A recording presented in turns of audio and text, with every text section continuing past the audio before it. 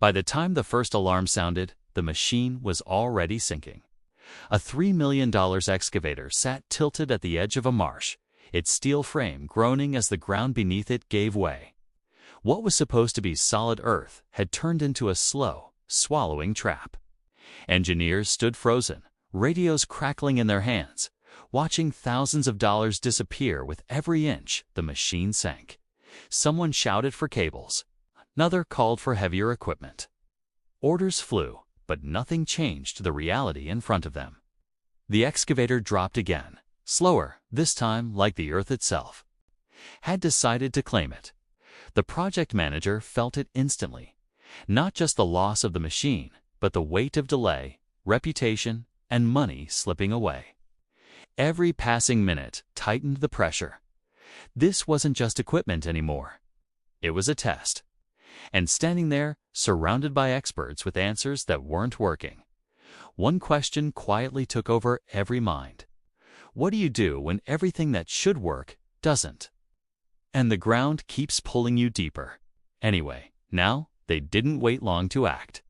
Within the hour, 2 bulldozers were brought in, massive machines built. For brute force, their engines roaring as thick chains were fastened to the excavator's frame. For a moment, it felt like control had returned. Orders were given, signals exchanged, and the drivers pushed forward. The chains tightened, the engine strained, and the ground trembled under the effort. But then something shifted. The bulldozers began to lose grip, their tracks spinning helplessly against the soft surface. The chains snapped loose with a violent crack, forcing everyone to step back. The excavator didn't move, not even an inch. If anything, it sank deeper. They escalated. Quickly, an industrial winch was brought in next, anchored far beyond the unstable ground. It screamed under pressure, metal stretching to its limits as the line pulled tight. For a brief second, hope flickered again. Then the anchor tore free, ripping out of the earth as if it had never been secured at all. The force that was supposed to rescue the machine only proved how trapped it really was. By the time a crane was suggested, hesitation had replaced confidence. The operator took one look at the terrain and refused. No amount of money could convince him to risk adding another machine. To the swamp, that refusal hit harder than any failure. It wasn't just equipment breaking down anymore. Its expertise running out. And in the silence that followed, you could feel it settling in the slow, uncomfortable realization that maybe this problem wasn't going to be solved the way they expected. It was some time after the crane operator drove away that a different kind of sound reached the edge of the site. Quieter, slower, almost out of place against the tension hanging in the air. An old pickup rolled to a stop near the fence line, dust settling gently behind it. The man who stepped out didn't look like someone who belonged in the middle of a high-stakes recovery operation. His clothes were worn, his movements unhurried, his eyes steady in a way that didn't match the urgency everyone else was feeling. He didn't rush toward the group.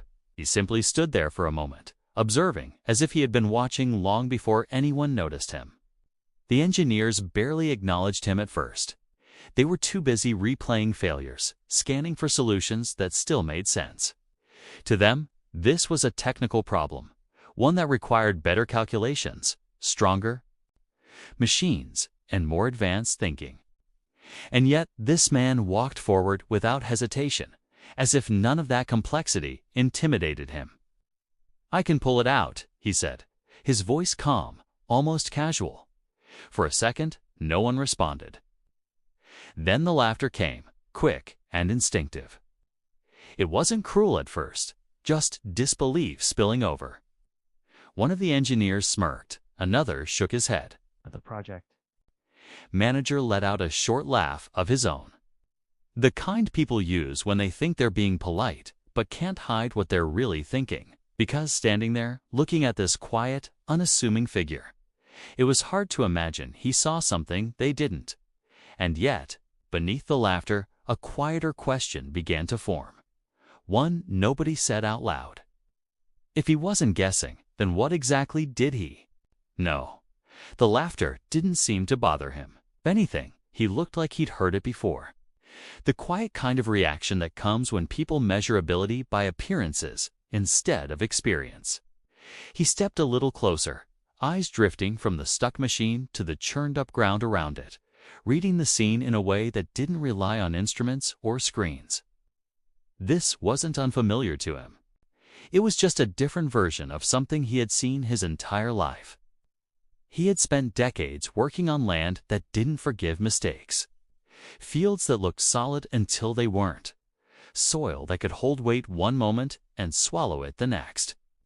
Long before sensors and digital readouts, he had learned to read the ground by feel, by color, by the way it responded under pressure. Back then, machines didn't think for you. You had to understand them, respect them, and sometimes push them beyond what seemed reasonable. "My machine's not like yours," he said, almost as if he were continuing a conversation no one else had started. "It doesn't care about speed." Someone raised an eyebrow, still unconvinced. "Everything cares about power." He shook his head slightly. "Not the way you're thinking." There was a pause, just enough for curiosity to slip in where dismissal had been. "Horsepower tells you how fast something can work," he continued. "But that's not what you need here. You need torque, slow, steady force. The kind that doesn't spin out when the ground gives way." The words landed differently this time. Not because they were complicated, but because they felt grounded in something real. He wasn't trying to impress anyone. He was explaining something he had learned. "My engine was built in 1912, he added. It was made for pulling weight through mud, not racing across dry ground." Now, the laughter didn't come as quickly. It lingered, uncertain, caught somewhere between doubt and interest. Because buried beneath the simplicity of what he was saying was an idea that challenged everything they had relied on so far. And whether they wanted to admit it or not, the possibility had already taken root. It took time before anything changed, just enough for doubt to settle back in. Then, somewhere in the distance, a sound broke through the quiet. It wasn't sharp or mechanical like the machines they were used to. It was deep, rhythmic, almost alive. At first, a few heads turned without understanding why. Then the sound grew louder, accompanied by a faint vibration underfoot. Steady and deliberate. Conversations faded. Attention shifted. When it finally came into view, it didn't look like it belonged to this century. The steam engine rolled forward slowly, its massive iron body moving with a kind of quiet confidence that didn't need to prove itself. Thick. Wheels turned methodically, biting into the ground with every rotation. Steam drifted upward in soft bursts, catching the light, while the low, chuffing sound echoed across the site like a heartbeat from another era. No one laughed this time. The scale of it was the first thing that changed the mood. Up close, it didn't feel like an antique. It felt heavy, deliberate, built for a purpose that hadn't been softened by convenience or automation. The polished metal, the exposed mechanics, the absence of anything unnecessary. It all carried a presence that demanded attention. Workers who had been skeptical just minutes earlier stepped closer, not out of confidence, but curiosity. Engineers exchanged glances, their earlier certainty replaced by something quieter, harder to define. It wasn't belief yet, but it wasn't dismissal either. And the old man, still calm, guided the machine into position without urgency, as if he already knew how this would end. The energy at the site had shifted completely. What had started as quiet amusement had turned into focused silence. Because now, for the first time, the question wasn't whether he understood the problem. It was whether they had underestimated the solution. The preparation didn't feel like chaos anymore. It felt like anticipation held under pressure.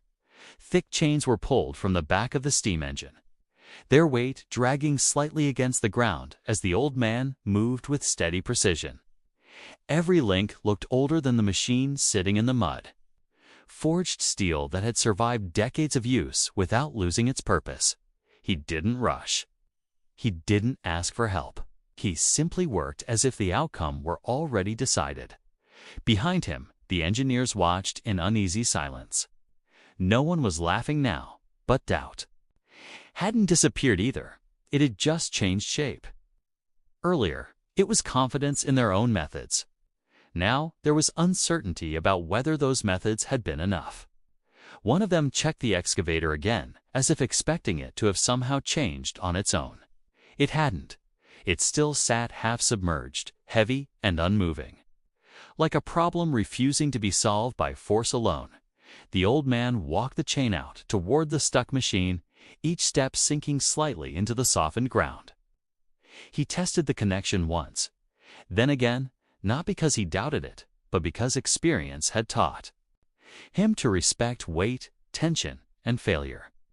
When he finally nodded, it wasn't dramatic, it was final. Someone behind him muttered that this was still a risk, that the ground might give, that the chain might not hold. But he didn't turn around. He had already heard every version of doubt before. "Let me tell you about the next few minutes," he said quietly, almost to himself. As he returned to the steam engine, that one line changed the air again. It wasn't a warning. It wasn't confidence either. It was something else, entirely certainty, without explanation. The kind that makes people stop talking because they realize whatever happens next is already in motion. And for the first time since the excavator had sunk, everyone there understood. They weren't just waiting for a machine to move. They were waiting to see who had been right all along. He didn't look at anyone when he opened the throttle. There was no announcement, no dramatic signal, just a steady movement of his hand and a change in the sound of the machine. The steam engine responded slowly at first, as if gathering itself. Then the rhythm deepened, a heavy, consistent chuffing that seemed to settle into the ground. Beneath it, the massive wheels began to turn, each rotation deliberate, biting into the earth with a grip that didn't slip or hesitate. For a few seconds, nothing else changed. The excavator remained where it was, half swallowed by the swamp, as if refusing to acknowledge the effort being made. Then the chain tightened, not suddenly, but with growing tension that everyone could hear before they could see. A low metallic hum spread through the air as steel met resistance. It had been waiting for, and then it moved. At first, it was barely noticeable, just a subtle shift in weight, a small correction in position. But that was enough to break the illusion that it was impossible. The excavator wasn't just stuck anymore. It was being pulled back. Slowly, stubbornly, the mud that had held it for so long began to release its grip. Someone shouted without realizing it. Then another voice followed. The calm that had filled the sight broke instantly, replaced by disbelief turning into movement, into sound, into reaction. The machine crept forward, inch by inch, then foot by foot, as the steam engine kept pulling without hesitation. Without doubt, the old man didn't react. He simply adjusted the throttle slightly, maintaining control as if he were guiding something he had done 100 times before. The difference between failure and success wasn't loud to him. It was precise. Behind him, engineers who had spoken in calculations and certainty just minutes earlier were now silent, watching their assumptions unravel in real time. The same machines they had trusted had failed. And yet, this older system, simple and unrefined by modern standards, was doing what none of them could. Then, with one final release of resistance, the excavator broke free completely. Mud fell away in heavy sheets as it rolled onto solid ground. The tension snapped into noise, cheering, shouting, disbelief, all collapsing into the same moment of release. And in the center of it all, the steam engine continued forward one last time before slowing, as if it already knew the job was done. The noise faded more slowly than the moment itself. 1 second, the site was alive with shouting and movement, and the next, it felt like everything had been drained out of the air. The excavator sat safely on solid ground, still dripping with mud, still shaking slightly from what it had just endured. But no one was looking at it anymore. Their eyes had shifted to the steam engine, and to the man standing beside it, as if nothing extraordinary had just happened. The engineers didn't speak at first.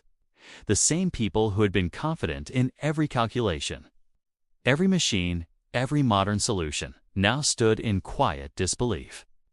There was no explanation that felt necessary anymore, because what they had witnessed didn't need one. It simply was. The project manager finally stepped forward, his voice lower than before. The weight of the last few hours was clear in the way he spoke, in the way he avoided unnecessary words. He didn't try to justify anything. He didn't try to defend what had failed. He just acknowledged it. "I was wrong," he said simply. The old man didn't react immediately. He looked at the steam engine, then at the excavator, as if confirming the outcome in his own way. Only then did he nod once. Not in triumph, not in superiority, but in quiet acceptance. There was no celebration from him, no need to prove a point. And somehow, that made the moment heavier, because respect didn't come from what he said. It came from what he had already done. The silence that followed didn't feel empty. It felt full of meaning, like something had shifted that couldn't be reversed. The excavator stood where modern engineering had failed to keep it, and beside it stood a machine built in a different century, still doing work that no one had expected it to do anymore, and no one spoke for a while, because anything said felt smaller than what had just happened. The old man didn't try to explain it further. He didn't need to. But if he had, it would have sounded something like this. Progress isn't always about building something newer. It's about understanding what still works when everything else stops. Because in that moment, it became clear that the problem was never just the machine trapped in the mud. It was the assumption that newer always meant better, and that older meant useless. Yet right in front of them was proof that some knowledge doesn't fade with time. It just gets ignored until it's needed again. And maybe that was the real lesson everyone took away that day. Not that modern tools fail, but that they have limits. And not that old machines are superior, but that they were built on principles that still matter when conditions stop being predictable. The steam engine slowly cooled, and the last traces of steam disappeared into the air. One thought stayed behind longer than anything else. Some things don't become obsolete. They simply wait for the moment someone is humble enough to remember why they were built in the first place. Years passed. The story should have faded into memory, reduced to something people only mentioned when they talked about that old rescue in Harrison County. But the swamp didn't change. And neither did the kind of mistakes people made when they believed experience could be replaced entirely by newer machines. It happened again on a humid summer afternoon, almost identical to the first time. A modern excavator, even larger than before, sank into the same unstable ground. Once again, engineers arrived with confidence. Once again, they brought machines that promised more power, more efficiency, more control. And once again, the earth refused to cooperate. For a moment, it felt like history repeating itself in real time. The same frustration, the same silence when solutions stopped working. The same realization creeping in that numbers on paper didn't always translate to results in the field. But this time, no one laughed when an old truck pulled up at the edge of the site. They already knew what it meant. The steam engine wasn't just a machine anymore. It was a reminder, a lesson that had already been proven once, but needed to be seen again whenever certainty turned into assumption. And as the chain tightened and the old engine began to pull, there was no disbelief left in the air. Only acceptance, because some stories don't repeat themselves by accident. They repeat themselves so people don't forget. If you love stories where the old ways prove they still work, subscribe to HOA Conflicts for more.